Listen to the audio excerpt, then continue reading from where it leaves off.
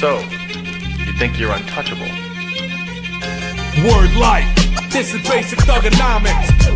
This is basic thugonomics. Word life. I'm untouchable, but I'm forcing you to feel me. Word life. This is basic thugonomics. Word life. I'm untouchable, but I'm forcing you to feel me. Good evening, Who Dat Nation and Bayou Blitz family. We are back after Brendan forced me to take a week off of our podcasting. We are back. I'd love to tell you we are refreshed, but that'd be a lie, and I don't lie to you guys. We're limping into another week of the off season. With that, I am Bob Rose, one of your co-hosts to your Bayou Blitz podcast. Joining me is a hopefully better rested and freshly anniversaried Brendan Boylan. Brendan, happy anniversary to you and Katie. Thanks. Yeah, it was great to be able to go out and do our honeymoon finally. As you guys recall, when we got married, we weren't able to. We got stuck because of Hurricane Milton. We got stuck in Florida. So it was nice to be able to go out, very relaxing. It's everything we could have asked for, you know. I know I might sound older by saying this, but I'm not about going out and necessarily being where all the quote unquote fun things are all the time, right? Like, it was very nice to have like 4 or 5 days on like a very slow paced, calm island. And we did make a trip to Charleston, South Carolina, which I'd never been to. So like that was nice. I guess I'd been to, but only on Charleston Southern's campus to cover sports. So it was a great time. I am a little, I won't say under the weather, very congested. I think part of it is when you do yard work for like 2 days, but you're allergic to everything in the yard and it just gets blown in your face. Yeah, so Bob knows what I'm talking about. I removed 2 trees. So I think naturally my body's catching up to me. So Bob, hopefully your voice is ready to push us through the hour show and go from there. How's everything with you? I saw that, I've seen some family photos the last little bit, which is always good to see you with your daughter and all that good stuff. So everything's good at the Rose residence, I presume. Yeah, no, we're pretty good. It was a quiet holiday weekend. For us, went to a funeral memorial service. A friend of mine that I graduated high school with, and coached his sister in both volleyball and track. From the time she was like in 7th grade, their father passed away. That was bittersweet because I hadn't seen a few of those people in 25, 30 years. Got invited to my 35th class reunion while I was there. So, I guess some good came out of it. And then, the photos that you're talking about was at a coworker, a Jared coworker get together, on Sunday. That was a great day too. Great time. I'm going through tropics withdrawal though. It has been a chilly, rainy May up here in Western Pennsylvania, which has me even grouchier than usual. Especially only a month, well, now coming up on 2 months removed, from the Go Black and Gold, charity fan cruise. I miss all you guys. I miss the cruise. I miss the tropics. I don't, at my age, I'm hesitant to want to fast forward a year to get to the next cruise, because we have summer ahead of us and an off season of activities. But that's kind of where I'm at. I'm struggling right now. But before we get into all the off season activities, I Oh, by the way, I might as well slip this in there too.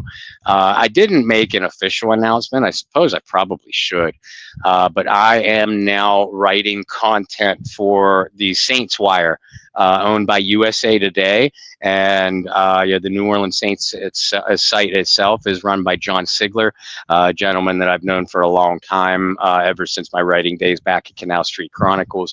I just started with them late last week. So still getting my feet wet with the technology. You guys will have to bear with me. While John helps me through some of that, so my content output hasn't been what it normally has, but it's coming. I've accepted a job with Saints Wire.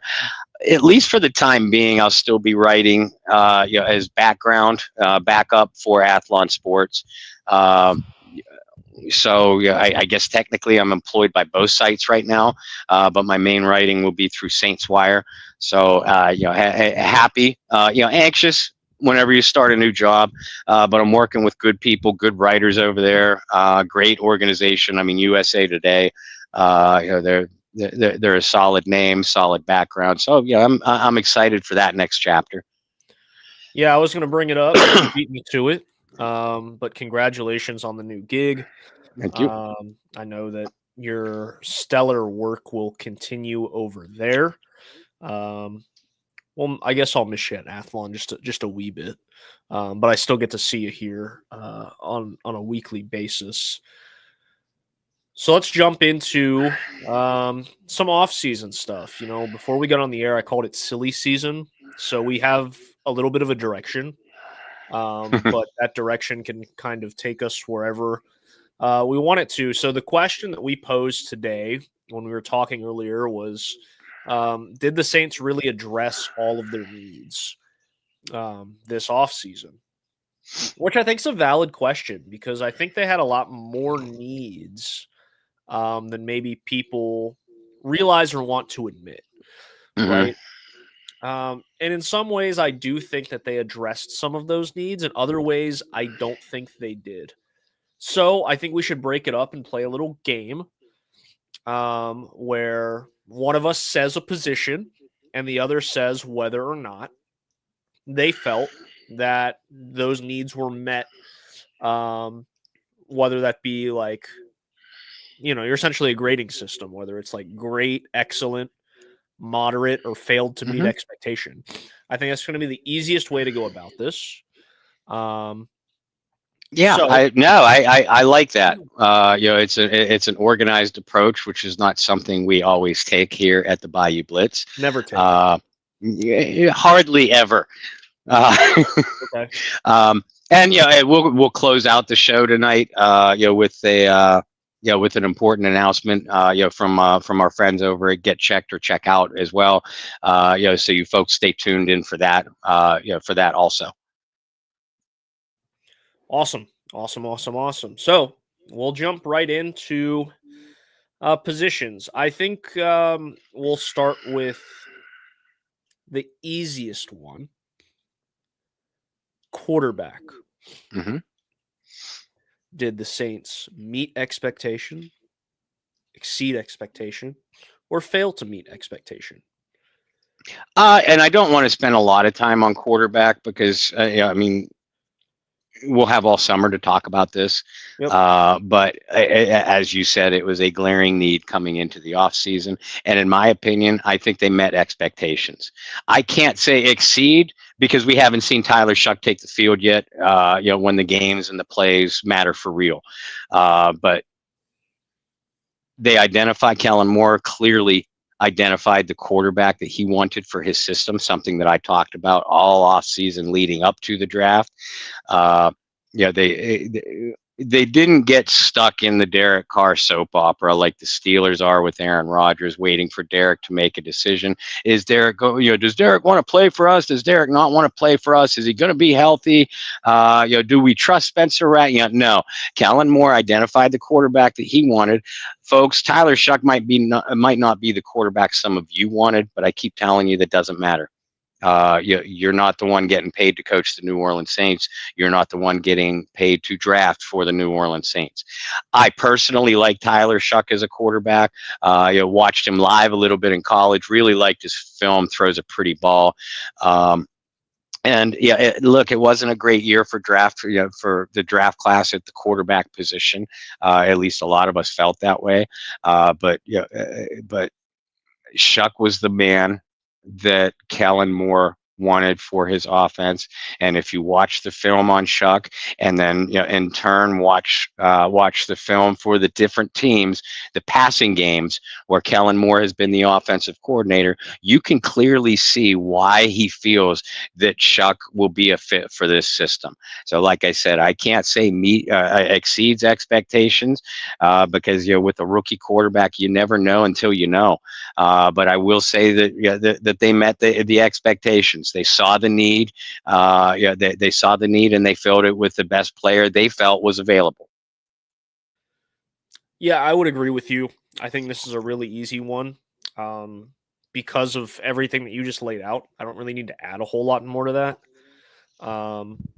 In quarterback's always weird because it's one of those positions where, next off season we may rank differently or the same. 3 years after that, we may rank differently, rank the same. And you got to be patient with it, regardless.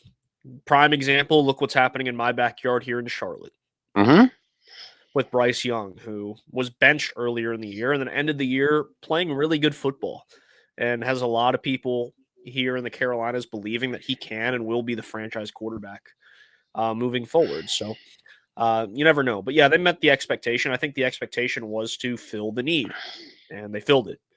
Are there other moves that could happen at the quarterback spot? Sure. Especially with Jake Haener getting a little banged up. I think that there is an opening potentially for one of those veteran quarterbacks. We've talked about that enough, and we have all summer to talk about it. But yeah, I'd say they met expectations. Let's stay on the offensive side. I mean, let's just go position by position. I'm going to give you the floor here solo in a second, but let's talk about running backs. A spot where Alvin Kamara has been a mainstay, but there's been a lot of question marks past Alvin Kamara. Who's going to be the other guy? Who's going to be the running mate of Alvin Kamara? I don't know if they necessarily met expectations, but I don't think that they failed to meet expectations either.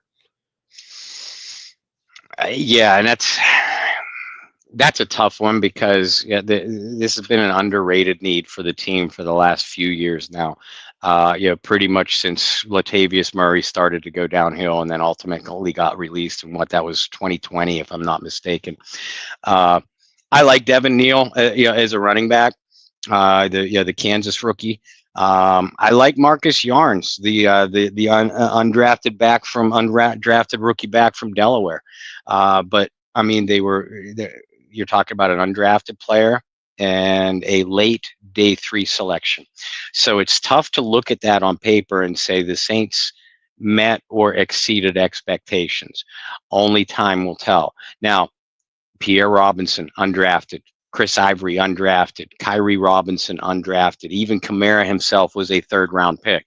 So I'm not going to say that Devin Neal, who I especially like, I'm not going to say that Devin Neal isn't going to be a contributor, but statistically speaking, even at the running back position where the Saints have had success with late round and undrafted guys, it's difficult. It's difficult to say, yeah, this is a 6th-round pick that we're confident that we can count on. I think it's safe to say that you and I, Brendan, have both lost faith in the ability of Kendre Miller to stay healthy. And maybe we're just protecting ourselves from getting expectations too high, where if Kendre Miller now all of a sudden, fresh start, fresh chapter with a new coach, stays healthy and shows why why the Saints drafted him in the third round a couple years ago from Texas Christian, TCU. Maybe Clyde Edwards-Helaire has some left in the tank. I do know this. It feels like that there'll be a lot more competition at the running back spot this year rather than, the last 3 or 4 years we've gone into training camp knowing exactly. Kamara is still your unquestioned starter, but we knew that Jamal Williams was going to be the change of pace guy and probably get the second most carries in the backfield. We knew that Kendre Miller was counted on to take a step up in development, be another change of pace guy, maybe a glimpse for the future. So those roles were already almost set in stone, in past years, and it doesn't feel like that this year. So I love the competition that it looks like that there's going to be in the room.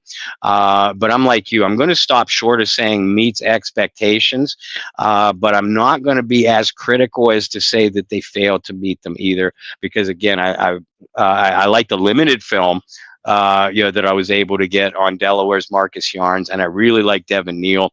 I think at least one of these guys will be able to contribute well to the Saints offense, and it's more intrigue than excitement, but I definitely have more excitement at the running back position for New Orleans than I have in recent seasons. Yeah, if you have to slot them into a category, I guess I'd say meets expectations, because I don't want to say that they failed to meet expectation. But you're right. I think a lot of it is that there's going to be a competition. I love the fact that we are in agreement consistently about how this has been a very underrated need for the team for a long time. I love the fact that we both point to Latavius Murray as being the last guy that was the other key contributor at running back.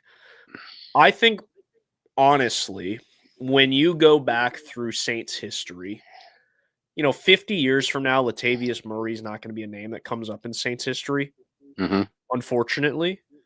But if you really look at some of those years and really look at it, God, if they didn't have Latavius Murray, I don't know if they would have made the playoff runs that they did. I think that would have been a major question mark, especially after Mark Ingram left, because I think going into that offseason, there was a lot of expectation that Mark would be back. They weren't going to let him leave the building. So Latavius really played a critical role. And then even that little weird short stint that he had coming back before he ended up getting swooped, I believe, by the Broncos, you saw some flashes of, okay, like this is what Latavius can do for you. Really underrated back. Really underrated back. All right, let's go receiver, because I think I know where you and I are both at when it comes to receiver. So for me, it's one of those things where, well, like you kind of addressed it because you brought in a veteran in Brandon Cooks, but it was like the wrong veteran, right?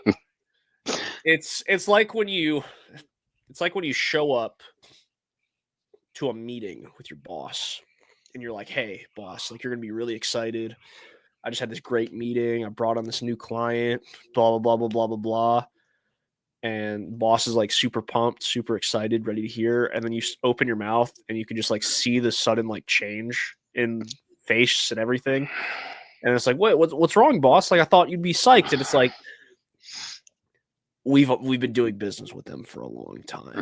Or like they're already like an existing customer, or we had a really bad breakup with that company. Yeah, they owe me money. They owe me money. Yeah. It's like, actually, I don't know if I really want to do business with Bill down there, because Bill and I had a really bad falling out about however many years ago. That's kind of what this feels like. It's like, okay, you brought in a veteran, great, but okay, like you guys had this weird exit departure. I don't know if that's really patched up. I guess it is, because he came back. Different coaches, so got it. Right. Yeah, I don't pay any attention to that chapter. But it's like, okay, receiver one, Chris Olave is like 6 foot, 6'1", maybe, in cleats. Rashid Shaheed's not even 6 feet. Brandon Cooks is like 5'10", 5'11" on a good day. Where's the height?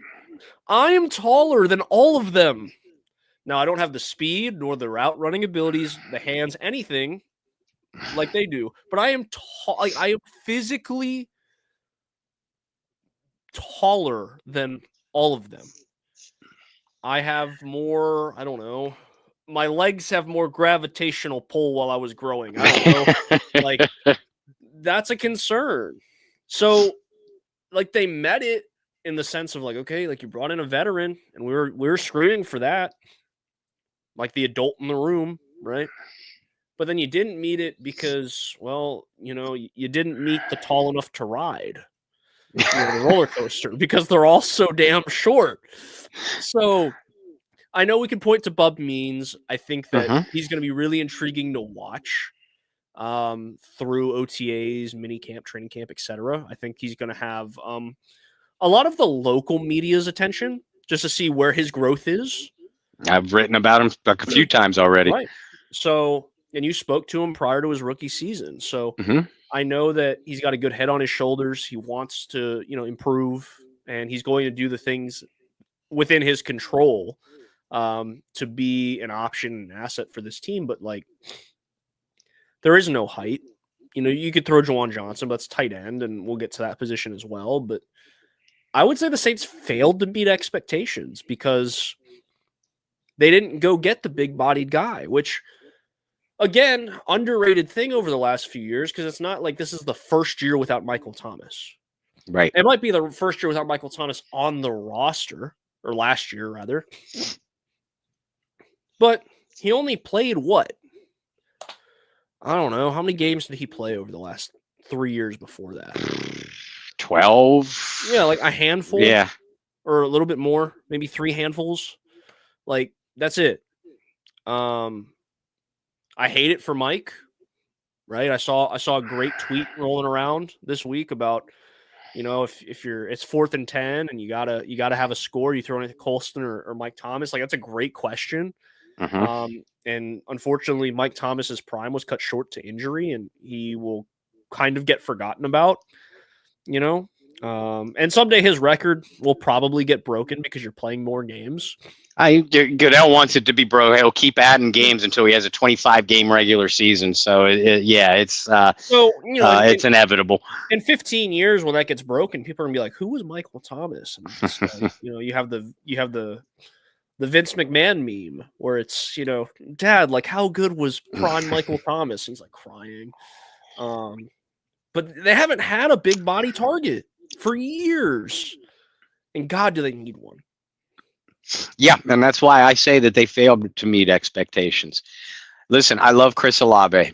I love Rashid Shaheed even more. I think Rashid Shaheed has only touched the tip of the iceberg about what he can do in this league.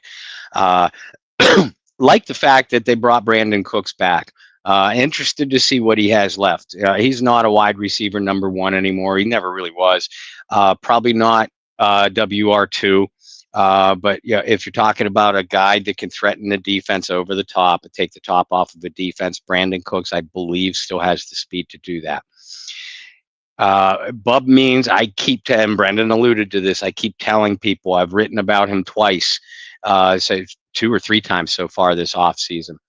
He's the biggest body in the room now. Donovan Peoples-Jones is the biggest body in the room. I'll get to him in a second. Bub Means is that physical, intermediate, contested catch guy. And he was coming along nicely last year before he got hurt. I mean, this team lost Olave, Shaheed, and Bub Means all in a 2-week stretch for the year before the midseason point. And after that, as you all well know, this offense could not do anything, anything at all in the passing game. And Bub was coming along nicely, but that was only like a 2 or 3 week stretch. He is still largely an unknown, and remember, originally a 5th round draft choice. So we're not talking about a day 1 or a day 2 pick here. So you still don't know what you have there. Donovan Peoples-Jones had a couple nice years with the Cleveland Browns, then fell off a cliff. and then resurfaced last year with a deep Detroit Lions offense and made some contributions. So I think I like the addition of Donovan Peoples-Jones, to this group, but he's more Marquez Valdez-Scantling than he is a Michael Thomas.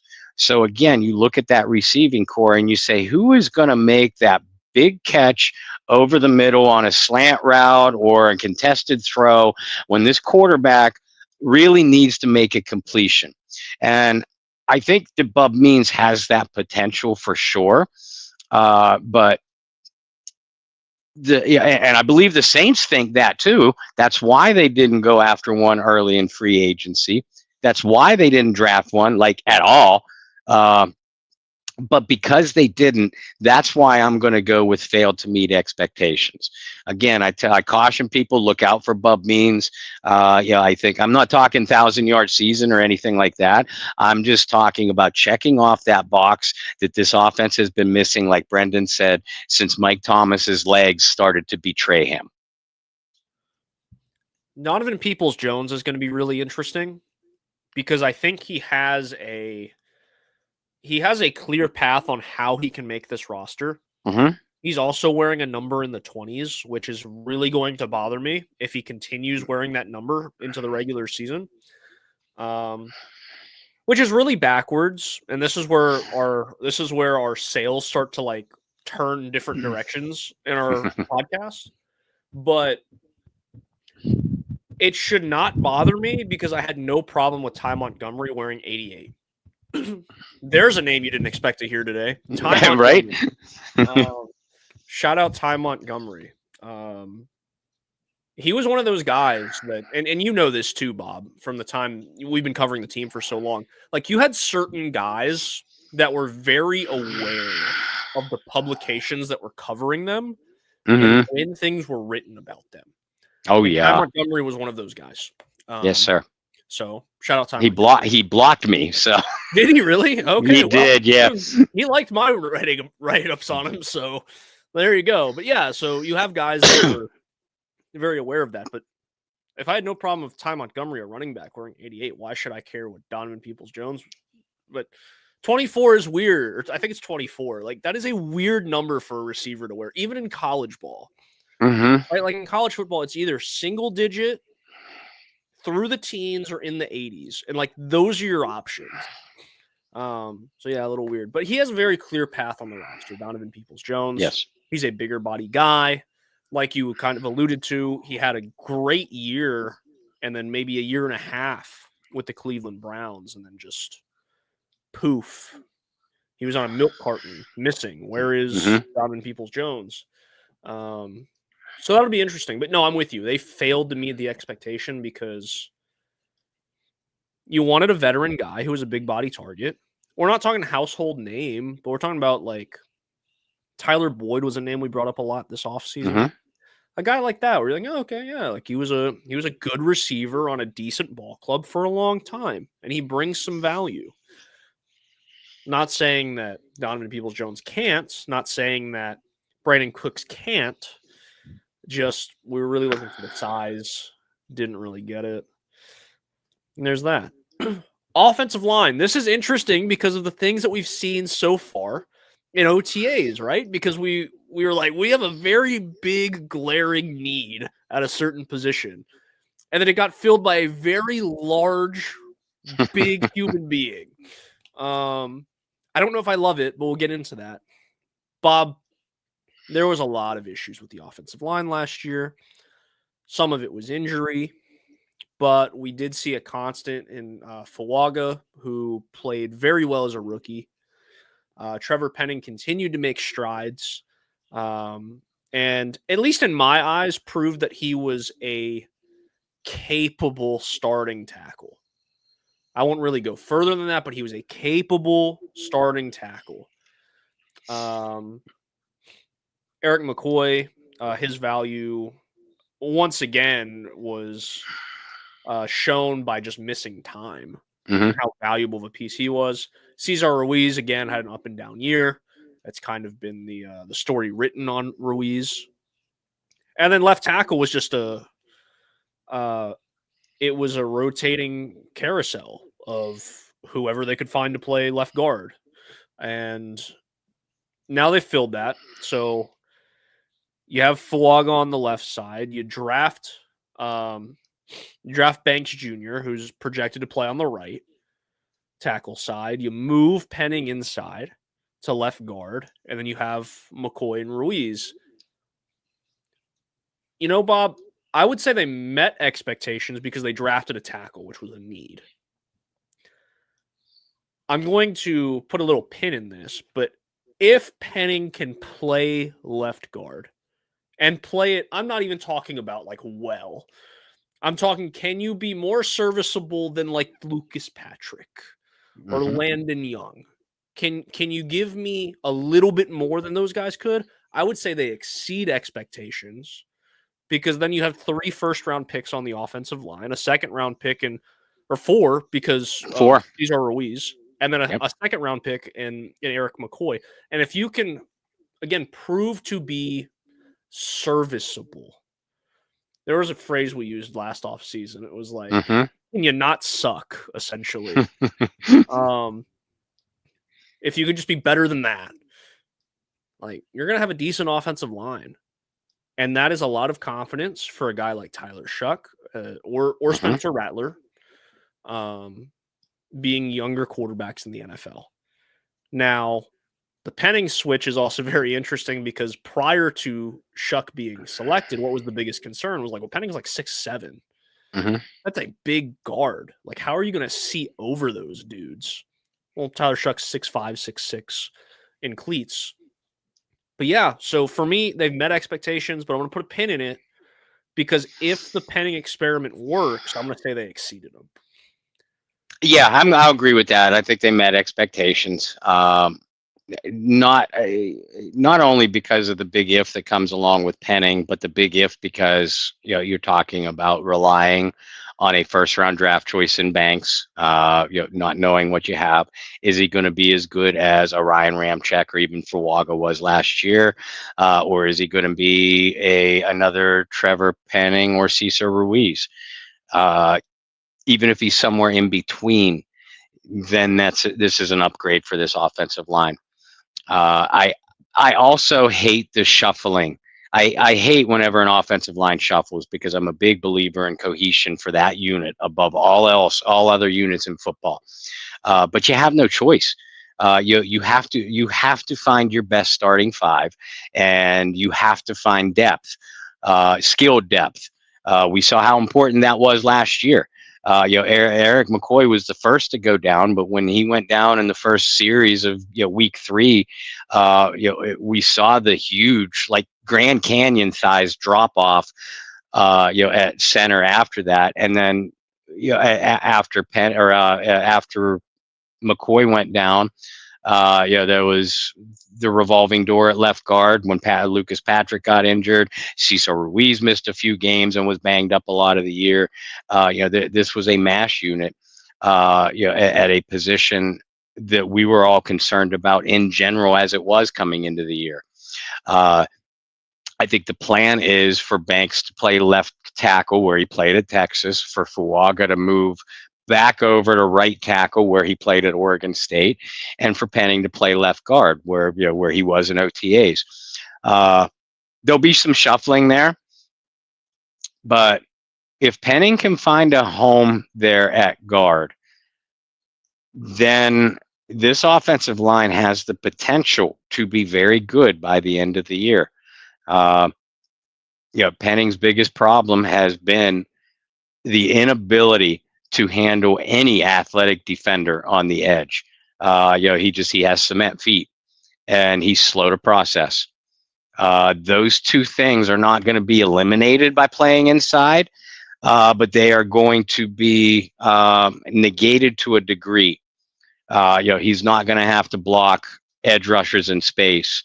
If he has to pull to lead on an outside zone run or a screen, he's not necessarily going to have to be the lead blocker depending on how that play develops. So I think Penning could find a home here. It's not unheard of. It worked with Andrus Peat. It worked darn well with Andrus Peat, who, by the way, was also a 6'6", 6'7" guard with a 6-foot quarterback in Drew Brees. So again, it's not unheard of. I am not saying that Trevor Penning can be the next Andrus Peat, but if he can, then this is a massive upgrade to the offensive line. I know that a lot of you hated the fact that the Saints drafted a tackle again, third time in 4 years that they've had to use a first-round pick on a tackle. And it pissed me off, not because of who the pick was, but because they had to do it. And they did. They make no mistake. They had to do it. Kellen Moore was talked a great length about wanting to add skill and physicality to the trenches on both sides of the football. So those of us, myself included, that were predicting that the Saints would go another direction in the first round, we should have paid more attention to what Kellen Moore was saying. But again, if you're going to look at, okay, did the Saints address this need? The fact that they spent a first-round pick on the position tells you that they made a great attempt. So by that alone, you have to say that they met expectations. Let's talk about tight ends. A little disappointed, right? I feel like it's a position where, and we've kind of talked about this before as well, where it's like, well, since Jimmy Graham, like the first iteration of Jimmy Graham in New Orleans, has this team really made the effort to go get a pass-catching tight end? And the only argument that I've made was Kobe Fleener, and that did not work out. Yeah, but was and Jared Cook. And Jared Cook, did that work out? I think because of the fumble, Jared Cook gets a lot more hate than maybe he deserves, because if you look at the numbers, they weren't bad. Like, they weren't great, right? But they weren't bad either. He was a pretty average receiving tight end. But the fumble definitely gets him way up the boards when it comes with Saints fans. Now, this is another year where it's like, all right, you're putting a lot of eggs in the basket for Juwan Johnson. And I like Juwan, and you like Juwan. But, like, potential is the scariest word in sports for a reason. And there's a lot of potential for what Juwan Johnson can be as a pass-catching tight end, right? And I give him all the credit in the world for making that switch as a rookie, right? And converting back to tight end. And he's had his moments. But it has been that potential thing where the potential shows, and you see have like a game here and a game there, and you're like, whoa, like this kid could be outstanding. And then you have other games where you're just like, ugh. And then you have seasons like last year where you're like, there's no one to throw him the ball. Or, Spencer Rattler has literally no time to even look for where Juwan Johnson is. That Green Bay game. If you guys ever want one of the wildest stats of all time, go look at like snap to throw or like snap to contact for Spencer Rattler against Green Bay. Like it was I think it was like 50-something% of the snaps dropbacks he took, he had less than 2 seconds to throw. That is astonishingly bad. But yeah, and it's just, again, you're recycling the same thing. And it's like, okay, great. Like I am all about instilling confidence in your players, right? And you as a former coach and a Hall of Fame coach at that, you have to be about it the same way, right? It is your job to instill confidence into your athletes. Wow, they are instilling a lot of confidence into Juwan Johnson with contracts, with, hey, we're not drafting a tight end. Like, look, you're our guy. And for Juwan Johnson, that's got to be awesome. It's got to be the best feeling in the world. But as an analyst or some of you guys in the fan base, I'm sure you're sitting back and you're like, whoa, okay.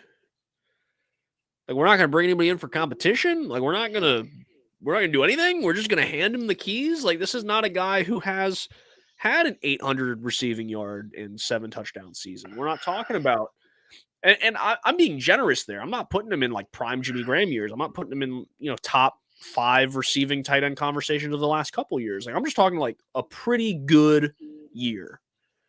800 yards, 5 to 7 touchdowns. I think you and I would be very happy with that. Mhm. He hasn't done that. So at what point do you go, all right, like, do we need to bring somebody else in? What's going to spark the fire under Juwan's butt? That's what we need to know. And that's kind of where I'm at. So they failed to meet expectations for me because I was at least hoping they'd bring somebody in to be competitive. Yeah. For me, it's a resounding failed to meet expectations. And I like Juwan Johnson. I believe that he is a very good matchup weapon. And I've written this several times. Athletically, he's too much for opposing linebackers and some safeties. Size-wise, when he lines up out wide or even in the slot, he's too big for many cornerbacks and some safeties. The problem is, of course, Juwan has not been able to be a consistent threat to opposing defenses. Now, there have been, and you named a couple of them, there have been a few mitigating factors.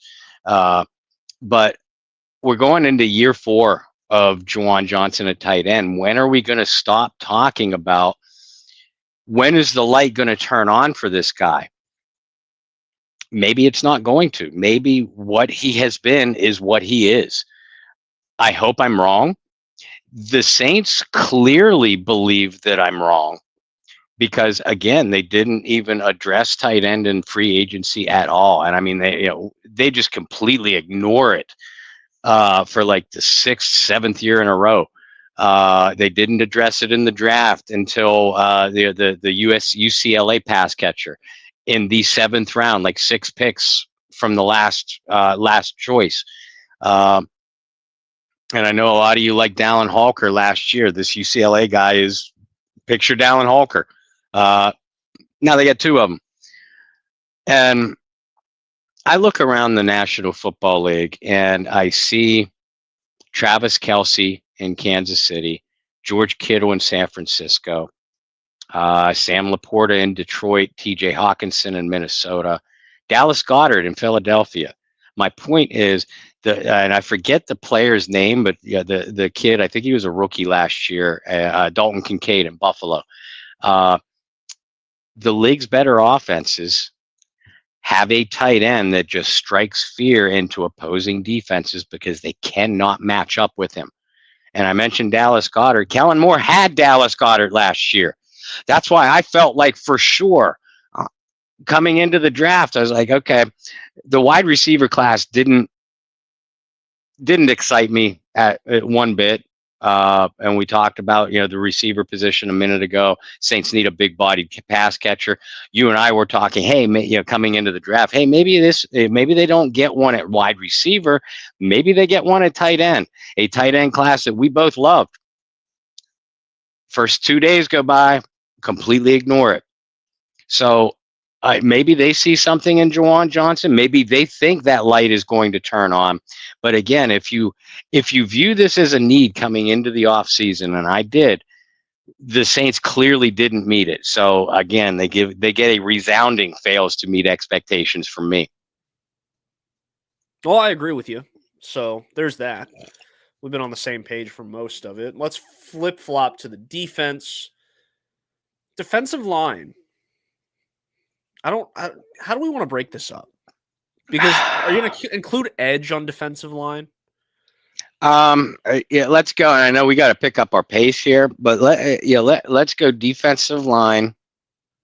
Yeah, we can lump them together, defensive line and edge rusher. That way we can just do defensive line, linebacker, secondary, and be done. Yeah. Pick up the pace a little bit, yeah. Okay, defensive line. This is a weird one because it is a complete change in formation, right? Mm-hmm. So you got to be a little bit careful, I think, how we grade this. Because I think they've met expectations solely because they've brought in personnel that fits a new scheme, right? Like, they kind of go hand in hand. But I think the bigger question is, did they address needs where the team struggled from a year ago? More so than, hey, they brought in guys that fit the system better. I don't know where I sit on this because of the edge guys, Mm-hmm. right? Like, you're kind of just running it back. So for that, I'm going to say they failed to meet expectations. I'm happy. I might be one of the few that was happy they brought Chase Young back because I think he fits this system better as like a stand-up outside linebacker, Mm-hmm. edge rusher. So I'm curious to see how that's going to go for him. But we said it a million times on this show. He was a guy that just failed to finish plays last year. He was the almost sack guy. Yeah. So in this new system, can it convert more so to where he is the guy that ends up with double-digit sacks? I don't know. But that's why I think they failed to meet expectation because they're just like, well, we're just going to run it back the same exact way and just live with the result. Yeah, I agree with that. I don't believe I don't believe they met expectations at all. I strongly think that they failed to meet expectations. I understand the logic in bringing Chase Young back. I agree with you. I think in Brandon Staley's system, he's going to be more of a stand-up rusher, which kind of fits his athletic profile. But I don't know how many times I said it last year. I think we had a running tally at some point, but Chase Young is clearly not a finisher. Show me the finisher in this defensive front seven. Is it Brian Bresee? I like Bresee a lot. He looks like a potential perennial Pro Bowler. But the switch to a 3-4 to more 3-4 ski alignments. I actually do not think that fits either Brian Bresee or Carl Granderson best. I'm not saying they'll wash out in the system, but I'm very intrigued to see how well they play. Cam Jordan, as we know, he's on his last legs. You still didn't. I know they drafted Vernon Broughton in the 3rd round, the defensive tackle from Texas, but he's not a prototype nose tackle. So you don't have, they traded for Devon Godshaw. Hopefully that's going to be your prototype nose tackle, your run stuffer in the middle. Because, and we'll talk about linebacker in a second, I do think they got bigger and more physical in their front seven. But again, where's the guy to put the quarterback on the ground? You finished 4th from last in sacks a year ago, and your edge spot combined for 16, 17 sacks. I know sacks aren't everything, and they had a lot of quarterback pressures. But when you turn on the film and watch those quarterback pressures, all the pressures did was flush the quarterback out of the pocket, where the quarterback against New Orleans, more often than not, either made a play on the run or made a play with his legs. So the Saints aren't finishing there, and they didn't bring in anybody. They drafted Fadil Diggs in the 7th round. And brought in the edge rusher from Wake Forest, Jasheen Davis. Both players, by the way, I really like. I give both a very strong shot to make the roster. But again, as a difference maker, a 7th round pick and an undrafted rookie, statistically, it doesn't happen very often, especially at that position. So I got to go with failed to meet expectations again. Yeah, no, I agree with you. And I think we're going to say that a lot over the summer, is what you said. Day 3 guys, the odds of them making a key contribution, not very high. Not very high. And that goes going all the way back. Like, that also goes for Bub Means, as much as we both like the kid, like the fact that he's got a good head on his shoulders and that he did show some promise there before getting hurt last year. Still 5th round pick. And to your point, with these other guys, and we talk about it on our draft shows too. We know the list. The all-time list. I mean, Brock Purdy, Shannon Sharp, Terrell Davis. We know the list for the Saints: Pierre Thomas, Marcus Colston, Teron Armstead, I believe, was a day 3 pick. Zach Strieve. We could go on and on and on. So we're not saying it can't happen, but we do always say that. And I know this for a fact, coaches, general managers, scouts, they don't go into the draft saying, okay, we're going to draft this position on day 3 in the 6th round, and that's going to check off our need. No.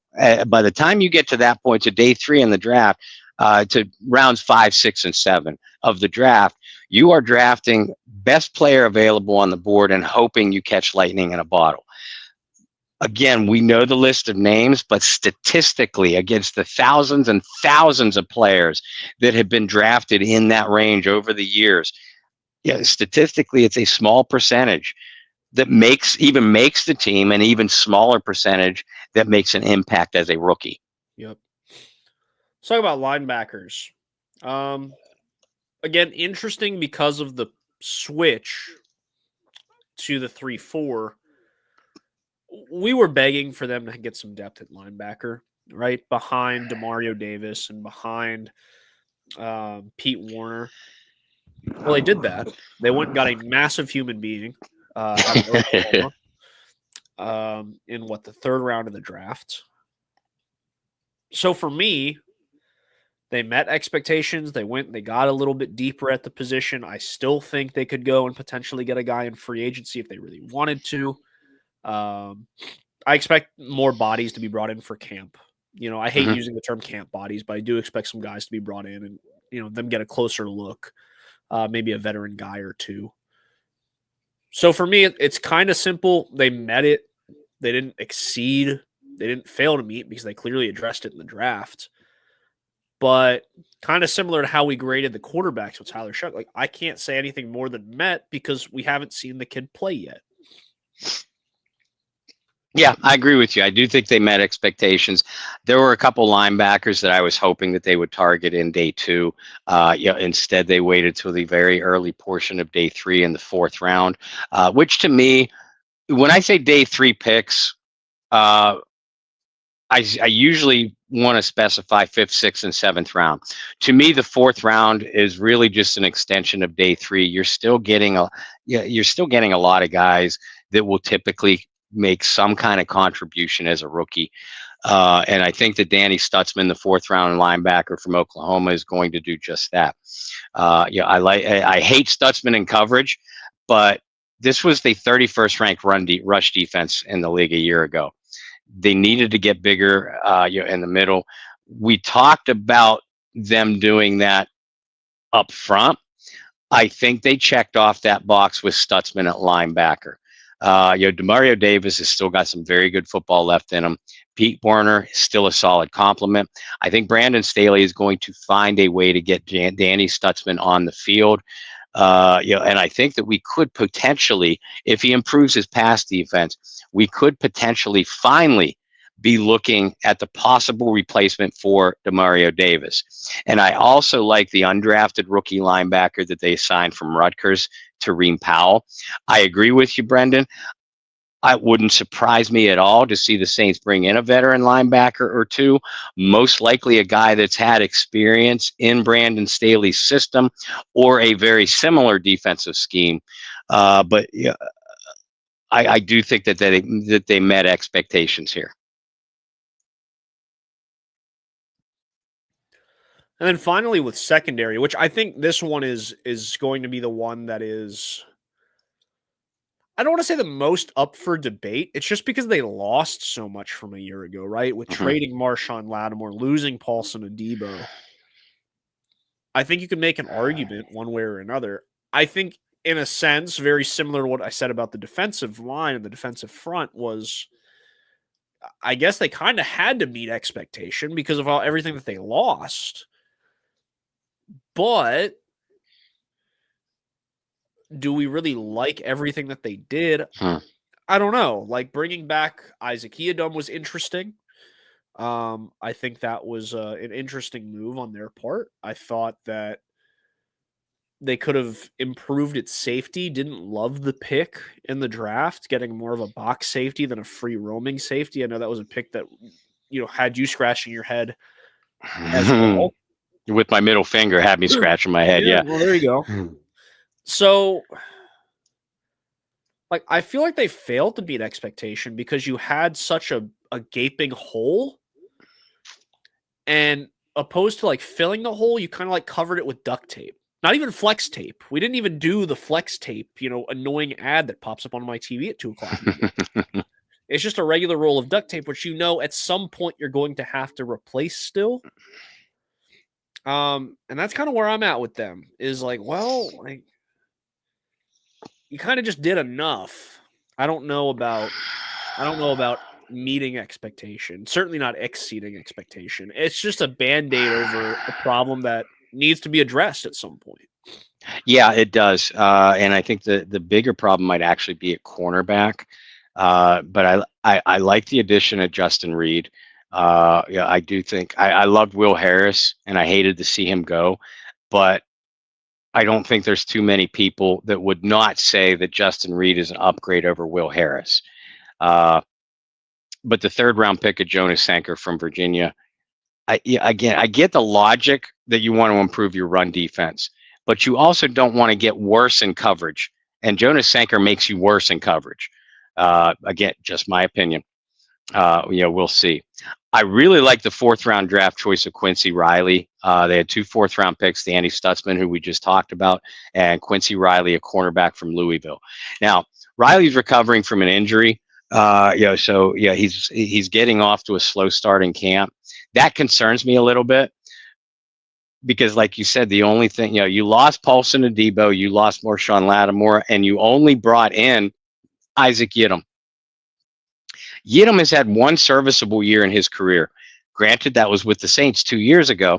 So and he is more of an off-ball cornerback. We expect Brandon Staley to play more off-ball coverage than Dennis Allen did during his 9-10-year tenure as a defensive assistant with the team. So Yiadom fits that profile, but they need rapid development from Quincy Riley. So that way they don't have to rely on Alontae Taylor to play exclusively as an outside corner. If they get that, or if they say sign Asante Samuel, who's still lurking around out there, if they get that other cornerback to complement Kool-Aid McKinstry, who I think is going to have a big year, then you can move Alontae Taylor around as sort of a joker position. That's where I think Alontae Taylor plays his best football. I am somewhere in between met expectations because you brought in Justin Reed. Although I hate it, you drafted Sanker, you drafted Riley, you brought back Yiadom. So you identified you addressed the defensive backfield. Again, maybe not with the players I would have preferred or some of you would have preferred. Again, the film I've watched on Sanker, and it was a lot. I see a guy that's going to be an absolute liability in coverage. Tyrann Mathieu is an absolute liability at the line of scrimmage, in the open field as a tackler. So, I mean, you have a limited secondary. So I'm somewhere in between met expectations because you did bring in players and failed to meet expectations because are those players going to fix the problems that you have or just be a duct tape solution, as you mentioned, at best? So I'm somewhere in between that, leaning a little bit more towards failed expectations because they had the chance to get, according to my draft analysis, better players to upgrade that secondary, and they passed up those opportunities. Yeah, I think I'd agree with you. I also think, to your point with like Asante Samuel still lingering out there, I still think they have an opportunity to help themselves in this ranking a little bit, right? Because of some of the guys that are still available. I even point towards a guy like, and they're not going to go get him, but we brought up Marcus Williams a couple of weeks ago, and a reunion there, like that would probably help their grade with me a little bit as well. But overall, like going through this like piece by piece, I think it's safe to say that we both don't think that they addressed all of their needs extremely well. No, and to be fair, they had a lot of them. So, I mean, we didn't think that they would be able to address all of them anyway. Right. But yeah, we were in agreement for a lot of it. You're right. So it's going to be interesting to me, and somebody here in the comments kind of threw the question in there. Marshall from Facebook is like, how will the Saints be this season? Well, on paper, at least through this conversation, it doesn't sound like they're going to be much better than last year. But there are a lot of variables and a lot of factors. We mentioned that almost at every single position that we went through here is like, well, they could help themselves in this sense. Or we talked at quarterback and said, well, because he hasn't seen snaps, we really don't know. And there's going to be a lot of that.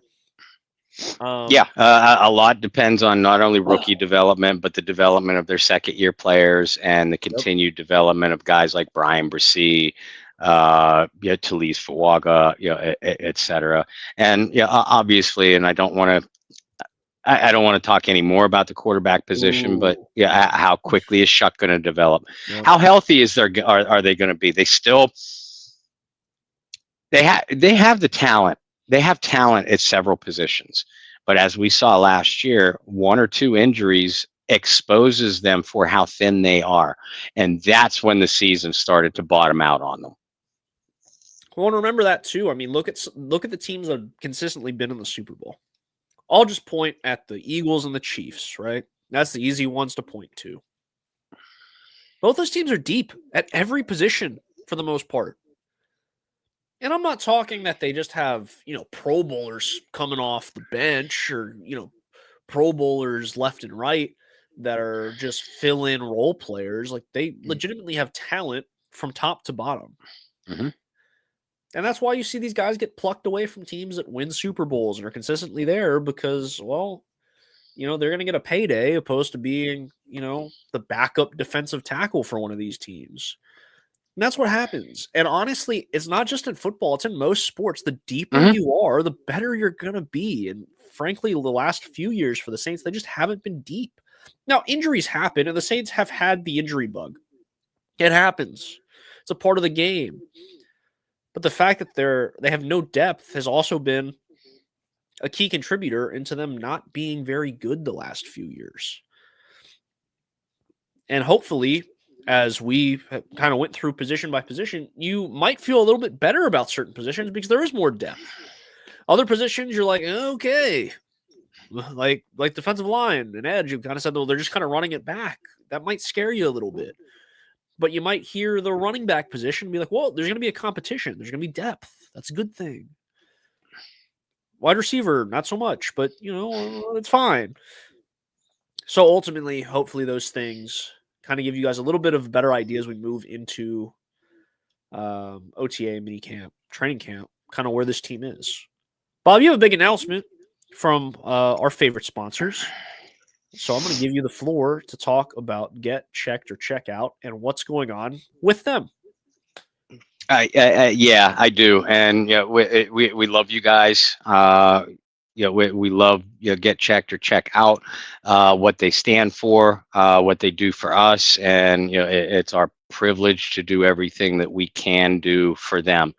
First of all, Get Checked or Check Out is the sponsor for the original Go Black and Gold Celebrity Charity Fan Cruise. Something that my wife, myself, and our son Will went on a couple of months ago, where it sailed out of New Orleans to Cozumel in the company of so many terrific people, so many terrific fans, Saints players, Delvin Breaux, Tyrone Hughes, Pierre Thomas, Michael Lewis, Courtney Roby, and their families. Just an awesome experience. And we will talk about and promote the cruise once we have these specific dates for it, along with a couple other things that Get Checked or Check Out it will be doing throughout the course of the year. One of those things is focusing on one specific health issue for every month. And as we wrap up May has been Mental Health Awareness Month. Mental Health Awareness Month helps people recognize the ways that mental illness impacts their lives, educates people about available services, and highlights ways to advocate even if they themselves don't have a mental illness. Recognition and education are important ways to remove the stigma that's associated with mental illness, including talking openly about mental health, which can reduce the misconception and stigma that comes along with that, along with encouraging those who are suffering to seek help and find a support network. It's important for all of us, everyone, to understand the impact that mental health has on daily life. When people are better educated on these conditions, they can better support and help someone that's dealing with a mental health issue, particularly someone that might be in your life or close to you. Mental Health Awareness Month also provides opportunity for fundraising, outreach, and awareness events. In turn, this can help support research, fund treatment options, and connect advocates to create a more promising future in mental health care. All of us can benefit from Mental Health Awareness Month. Nearly 1 in 5 adults in the United States has a mental health condition of some sort. That person also has family or friends whose lives are affected by that condition, even if you don't suffer from one yourself. And some of these conditions are like anxiety disorders, major depression, post-traumatic stress disorder, bipolar disorders, borderline personality, obsessive compulsive disorders, and schizophrenia. 93 million people suffer from at least one of these. Get Checked or Check Out helps those with the condition overcome the stigma and get access to treatment. The organization also helps friends and family better understand the conditions and helps connect with support networks. They also help treatment providers receive the funding they need for care and research, but they need our help. So please check out, no pun intended, check out the Get Checked or Check Out website on our Bayou Blitz page and help us be part of the solution. Well said, Bob. Very well said. Important month for everybody. Obviously, it hits a little closer to home for the both of us as well.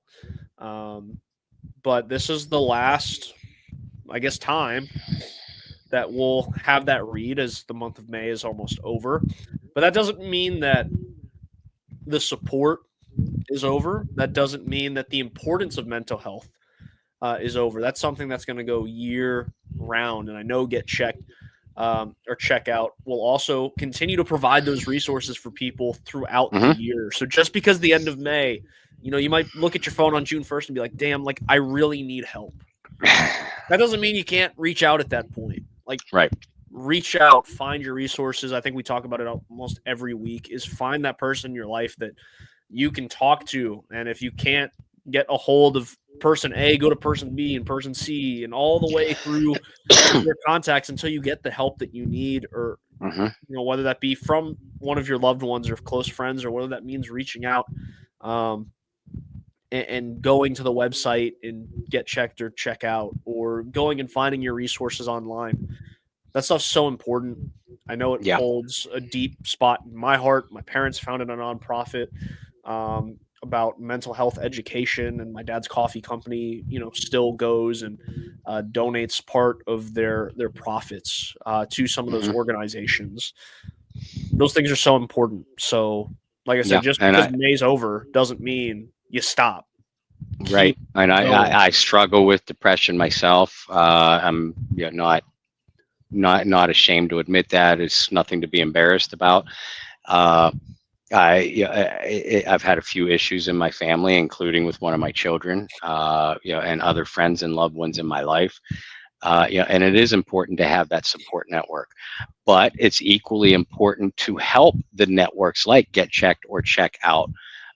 So if you have a little bit extra cash in your pocket, if you believe in the program, and Lord knows I believe in Get Checked or Check Out, not only for mental health awareness, but cancer screenings, heart ailments, stroke ailments, nerve ailments, any of those things. Donate, folks. Even if it's just $1 or a couple dollars, every little bit helps them. If you have any questions on how to donate, it's actually very easy to go to the Get Checked or Check Out website, and we post it on our page as well. But if you can't find it, or if you have any questions, reach out to Brendan, myself, or the co-founder of Get Checked or Check Out, Shireen DeWalt. Absolutely. And as I hold in all of this congestion for a little bit longer, and we make it through the end of the show, Bob, you mentioned you're writing for a new platform. Where can everybody follow you on that platform and all the other platforms in which you put out your excellent work? Yeah, and thanks, folks, for bearing with us after our week off. Thanks for those of you that were tuning in tonight. We love you. You are why we do this, and you make this a blast. And we're going to have a lot of fun this off season. Trust me, we will. We have some exciting things on the horizon. But as far as my written works, I still publish them on my personal social media page. Bob Rose on Facebook, at BobbyR2613 on the X Twitter. And technically, I will be writing for 2 networks, at least for the foreseeable future. I don't know how long that'll be, but most of my work will be through the Saints Wire, which Saints Wire on Facebook. You can Google Saints Wire; it brings up my stuff along with John Sigler and all the other writers over there. If you're looking for it on Twitter, it's at the Saints Wire. I'm pretty sure that's it. Still doing some works for Athlon Sports, including a couple more pieces on undrafted rookies. I'm just finishing up my film on that. I think I'll be putting those over on Athlon Sports. And make sure you check out our Bayou Blitz pages too. Brendan will tell you about the X Twitter page in a second. But the Bayou Blitz Facebook page is something that we've been growing for a while. You guys have been growing that. So we thank you for it, for that. But continue to do it. We're going to be doing some live events that you have to be either a member of one of those social media pages or following us on YouTube. Otherwise, you won't get to see it. So if you yourself are already a member of the Bayou Blitz Facebook group, thank you. Bless you for your help. We love you for that. But get other people involved too. Get other friends, family members, Saints fans. Even if you don't know them well, but you see them in other Saints groups, point them out our way. This is your group. This is your show. Help us grow it. Got news for you. If you Google Bayou Blitz, it pops up. So you have made this a national brand. Continue to help it grow. Make us one of the best sports podcasts out there. Forget football, forget Saints. Make your show one of the best sports podcasts out there. You've already gotten us on a running start doing it. Absolutely. For the X Twitter, you can follow us at Bayou Blitz Pod. It's the same on YouTube. So if you're watching us on Facebook and you're not subscribed to the YouTube, like Bob said, more exclusive content over on YouTube. So you can go to YouTube, go to users, and just search at Bayou Blitz Pod, and we're going to pop up. For myself, you can follow me virtually everywhere at BT Boylan. I've mentioned this the last few weeks. We are getting into that season where film festivals are starting to pop up. I've watched, I've probably reviewed about 10 so far. So shout out to our friend Thomas Manning and the Reel to Reel Film Festival, International Film Festival here in North Carolina, as we continue to go through those submissions and get our selections ready. So if you guys care about the movie stuff, go ahead and give me a follow for that as well. So until next week, hopefully a less congested Brendan, a more active on Saints Wire Bob. We thank you for tuning in to the Bayou Blitz podcast. So until then, find some peace, spread love, practice positivity. We'll see you next week for another episode of the Bayou Blitz podcast. See you then. Good night.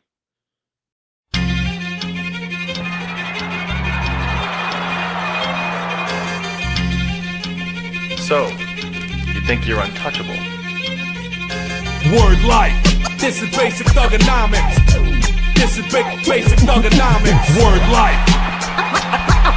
I'm untouchable, but I'm forcing you to feel me. Word life. This is basic thugonomics. Word life. I'm untouchable, but I'm forcing you to feel me.